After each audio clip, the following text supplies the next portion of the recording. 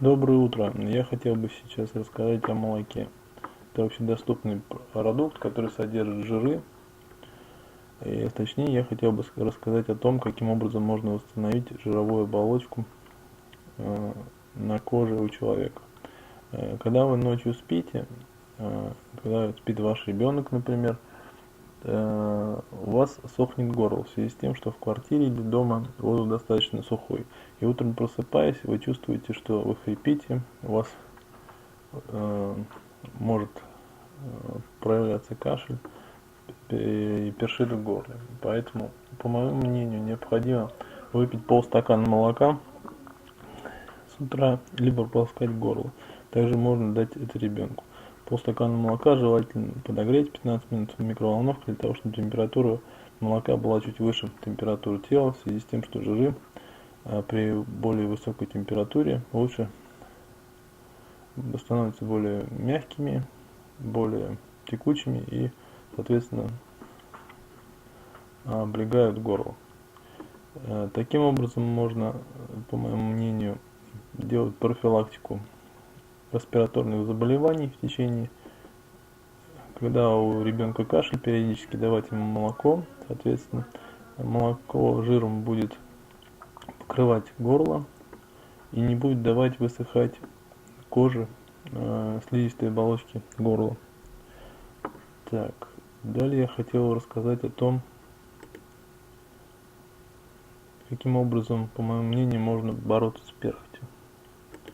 Есть люди, у которых повышенное образование перхоти, и они достаточно долго, по всей видимости, с этими вещами борются. Кто-то говорит, что нужно заваривать крапиву, кто-то использует специальные шампуни. Но, по моему мнению, перхоть — это засушенная кожа. Когда вы моете голову с помощью мыла или шампуня, кожный покров на голове лишается своих жировой оболочки, которая естественным образом выделяет ваша кожа. У многих есть достаточно быстрое замещение происходит, а у других нет. У тех, кого нет, кожа сухая. И на сухой коже начинают отслаиваться чешуйки кожи. Соответственно, еще и его поедает грибок. Грибок, собственно говоря, насколько я понимаю, это часть нашей жизни, и он уничтожает кожу по естественному процессу. Поэтому в голове остается большое количество белой перхоти. По моему мнению, после того, как вы вымыли голову, необходимо сполоснуть, нанести на голову молоко. То есть я делаю каким образом? Я беру 2 столовые ложки молока и 2 столовые ложки воды, чтобы смесь не была такой жирной. Грею ее секунд 5 в микроволновке, и после того, как я вымыл голову, я наношу данную смесь, то есть по половину молока, половину воды на голову.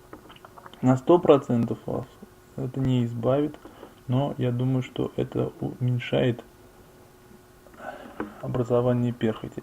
Почему это не избавит на 100%? Вы находитесь на улице ветер, и в большинстве случаев по краям головы, вот в этом месте, у вас все равно не защищена кожа, и она подвержена обветриванию, и все равно эта кожа высыхает. А центральная часть, которая была защищена именно жиром молока, она гораздо лучше переносит эти вещи. Поэтому для того, чтобы избавиться от серьезных проблем с перхотью, можете попробовать сразу после того, как вы намыли голову, нанести вот такую молочную смесь. Жир ложится на кожу и защищает кожу от высушивания. Вот примерно такой способ я хотел вам рассказать. Всего доброго, до свидания.